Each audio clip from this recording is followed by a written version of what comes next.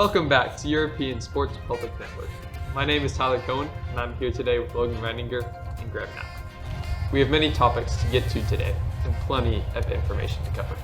Let's talk about American influence on European basketball and its connection to globalization. I'm going to give it to Logan to get us started on some background knowledge on what we will be discussing today. Thanks, Tyler.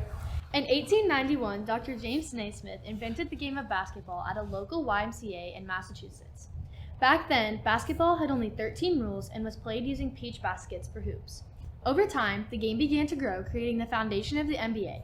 While there was some European presence in basketball at the time, it was nowhere as close to the presence there is today. That is, until the 1992 Olympics. At the 1992 Olympics, the Dream Team from America dominated every team they played, which led to the mass media coverage of the event, causing the boom of basketball worldwide, and the growing of the sport into what we know it today. Adding on to that, the U.S. loss to the Soviet Union in the '88 Olympics is what led to the collection of great NBA players even agreeing to play in the Olympics due to the Cold War tensions at the time.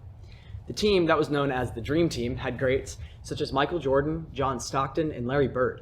The team took gold expectantly, but this pure dominance by the team, as well as the media coverage on them, took the game of basketball to the global scale, sparking leagues and development programs to spark all around the world, especially with organizations such as the FIBA. Now to our field reporter, Gavin Andrade. Thanks, guys. The creation of the International Basketball Federation, or FIBA, in 1932 began the spread of basketball in Europe as the organization began to create some international tournaments, with the biggest one being the creation of FIBA World Cup in 1950. The organization remained mostly European until the 1992 Olympics with the Dream Team. After the Olympics that year, basketball became more mainstream, and FIBA began to grow its reach, growing from just a European organization into an organization covering Africa, Asia, as well as Europe, through outreach programs to help preserve culture and grow the game. Back to you, Tyler. Thank you, Gavin. Now that we have heard more information on our background and cause, let's move on to some effects.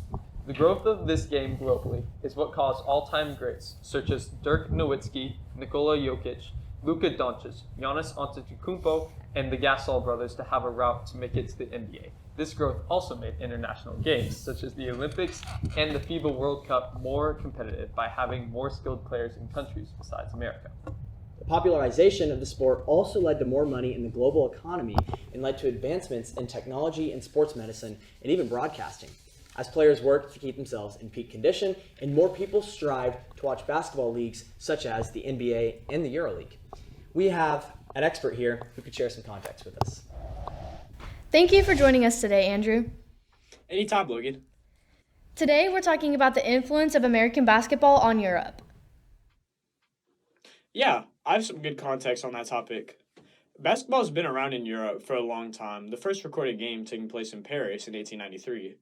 The game stayed relatively small, with the first big leap occurring in 1990 with the drafting of Toni Kukoc to the NBA.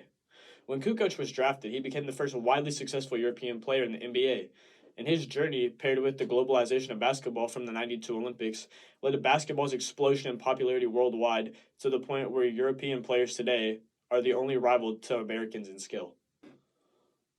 Do we see any events similar to this throughout the history of Europe? The series of events is surprisingly similar to a number of events in European history. The Cold War tensions that sparked the '92 Olympics, the globalization of basketball can also be compared to the spread of American culture after World War II. Can be compared more closely if a specific event needs to be named. Can be compared very closely to the spread of Elvis following World War II, because both events had something that was American taken globally and being done by different cultures all around the world. Thank you so much for your input today. Anytime. Happy to. Guys, it's Mike. Be like Mike. Sometimes I dream that here's me. Got to see that's how I dream to be. I dream I move, I move. I dream I groove, like Mike. If I could be like Mike, I wanna be like Mike. like Mike. If I could be like Mike,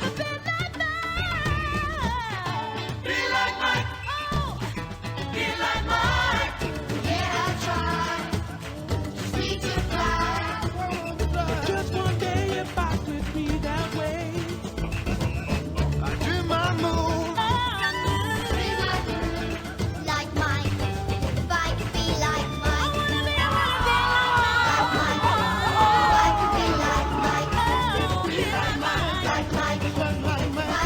on me. Mike. That's why I'm the GOAT.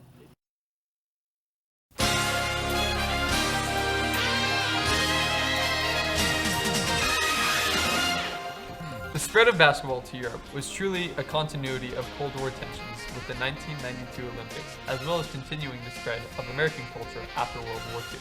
This has been Sports Center. Coming up next, we see the New York Liberty take on the Chicago Sky in Chicago. With more interesting sports coming after that, as well as our special segment at 10, the Luka Doncic trade and its impact on local Oklahoma history teacher, Mr. Moore.